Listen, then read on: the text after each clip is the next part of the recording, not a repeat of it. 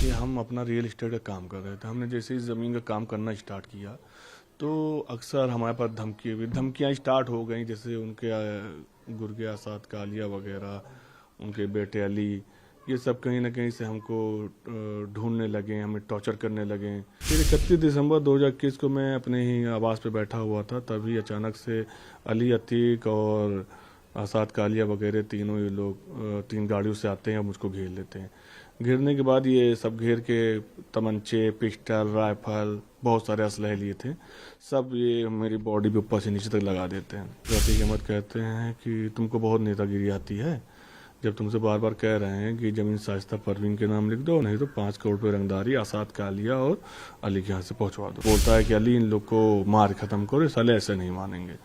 तो लोग तबा तोड़ आसाद कालिया, अली और संजय गुड्डू, इस तरह करीब 25 लोग मारने लगे। मैं और मेरे परिवार को, मेरे कज़िन था, मेरे भांजे भतीजे सब थे। ऐसा है कि मेरे जो बड़े भाई हैं इमरान, उनके साड़ू लगते हैं, वो सगे साड़ू हैं उनके। यही हमारे उनके बीच का रिश्ता है, लेकिन हमने कभी उनसे कोई रिश्ता जोड़ा नहीं है।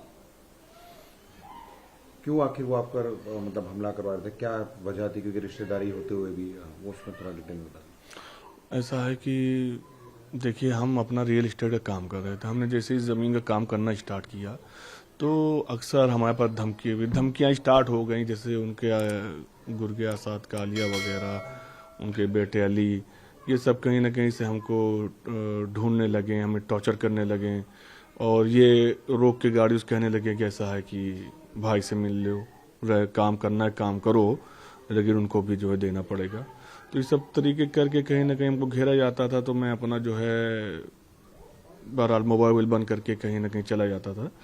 फिर 31 दिसंबर 2021 को मैं अपने ही आवास पे बैठा हुआ था, तभी अचानक से अली, अतीक और आसाद कालिया वगैरह तीनों ये लोग 3 गाड़ियों से आते हैं और मुझको घेर लेते हैं। घेरने के बाद ये सब घेर के तमंचे, पिस्टल, राइफल, बहुत सारे असलहे लिए थे। सब ये मेरी बॉडी पे ऊपर से नीचे तक लगा देते हैं। फिर उसके बाद जो है, जब फिर अली, अतीक कहता है कि लो अब्बा से बात करो, तो मैं उस समय तो ऐसे भय का माहौल था, मुझे दे करना ही पड़ता।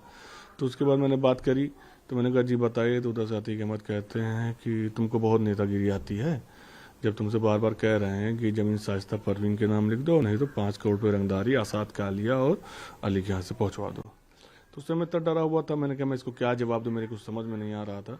तो उधर से कई बार बोला कि सुनाई दिया, मतलब हेलो हेलो कर रहा था। जब मैंने कुछ जवाब नहीं दिया तो उधर से तुरंत फ़ोन स्पीकर ऑन तो बोलता है कि अली इन लोग को मार ख़त्म करो, साले ऐसे नहीं मानेंगे। तो लोग तबा तोड़ आसाद कालिया, अली और संजय गुड्डू, इस तरह करीब 25 लोग मारने लगे। मैं और मेरे परिवार को, मेरे कज़िन था, मेरे भांजे भतीजे सब थे।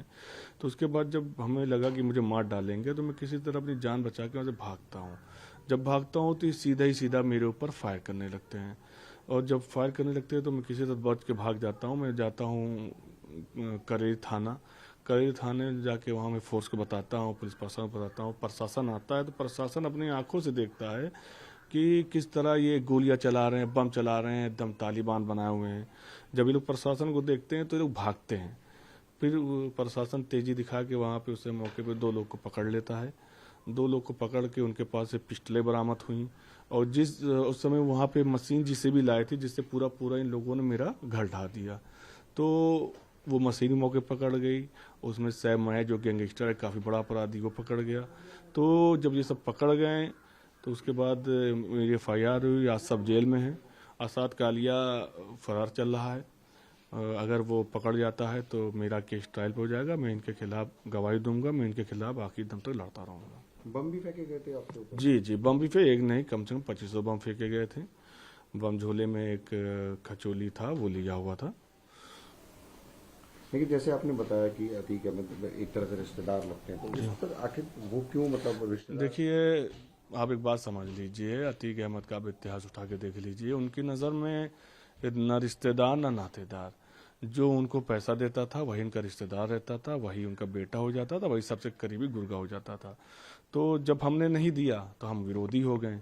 लोगों ने बहुत तरीके के हमारे पर इल्ज़ाम लगाए कि इन्होंने अतीक अहमद से पैसे लिए हैं, अतीक अहमद की ज़मीन है। तो मैं सबसे ये कहना चाहता हूँ कि भैया आके देख लो, ये हमारे बाप दादा की पुश्तैनी ज़मीन है, और हम बाप दादा से हमने सब कुछ अच्छा देखा है, अच्छा खाया, अच्छा पिया है हमने। और अतीक अहमद जैसे लोगों से हम लोगों ने हमेशा दूरी करी है। ना रंगदारी देख के हमारे साथ ये अंजाम हुआ, लेकिन ये बाबा जी की सरकार है जिसमें हमने अपने आवाज़ उठाई है, और बाबा जी की सरकार रहते हुए अगर हमारी गवाही होगी तो हम खिलाफ गवाही भी देंगे। गुड्डू मुस्लिम जैसे आपने नाम भी लिया था, तो उसका क्या रोल रहता है और क्या करता है वो, मतलब उनके साथ? गुड्डू मुस्लिम देखिए उनका बहुत पुराना गुर्गा है, हर कोई उसके बारे में जानता है। वो बम वम बनाना उसके लिए बहुत मामूली बात है। आप बैठे रहेंगे, आपके बगल में बैठ के बना देगा, आपको पता भी नहीं चलेगा। तो वो एक तरीके से और बहुत बड़ा क्रिमिनल रहा है। कई स्टेट में उसके ऊपर मुकदमे भी हैं, बिहार और कहाँ कहाँ उसके मुकदमे भी हैं। तो वो बहुत घातक आदमी है। आपने जिस तरीके से देखा होगा वीडियो में किस तरीके से बम चला रहा है, जैसे वो बैट बॉल खेला जा रहा है, बॉलिंग कर रहा हो। और क्योंकि अब अतीक अहमद की मौत हो चुकी है, उनके भाई की मौत हो चुकी है, तो अब क्या लगता है आपको, किस तरह से आपके केस, क्योंकि आपने कहा कि अटैक भी कर चुके हैं कई बार, तो नहीं, जैसे हमारी एक बिरादरी, गद्दी बिरादरी, तो उसमें कुछ लोग ऐसे हैं कि जो शायद उनको भगवान मानते थे या जो भी मानते रहे हों। तो हम लोगों को जो सुनने में आ रहा है हमारे परिवार के मार्फत कि वो लोग कह रहे हैं कि ये बहुत ज़्यादा बोल रहा है और इसका तो अंजाम बुरा होगा। जो कि मैं उन लोगों से कहना चाहता हूँ कि भाई मेरे ऊपर हमला हुआ है, हम लोग को 4 साल 5 साल पीड़ित किया गया, उसकी हमने आवाज़ उठाई है। अब तुम्हें लग रहा है कि वो तुम्हारे अगर भगवान है तो आके मार दो हमें, फिर योगी जी को झेलने के लिए तैयार रहना। आखिरी सवाल, जैसे आपने शाइस्ता का जिक्र किया कि उनके नाम पे प्रॉपर्टी जो है वो कर दी जाए, तो वो उनका क्या रोल रहता है और किस तरह से? देखिए उनके बारे में मैं बहुत ज़्यादा तो नहीं कहूँगा, लेकिन मैं इतना कह देना चाहता हूँ कि अतीक अहमद नहीं रहते थे। वो जब से जेल चले गए तो सारा सबसे मिलना जुलना, सबसे हिसाब किताब लेना वो शाइस्ता परवीन करती थी।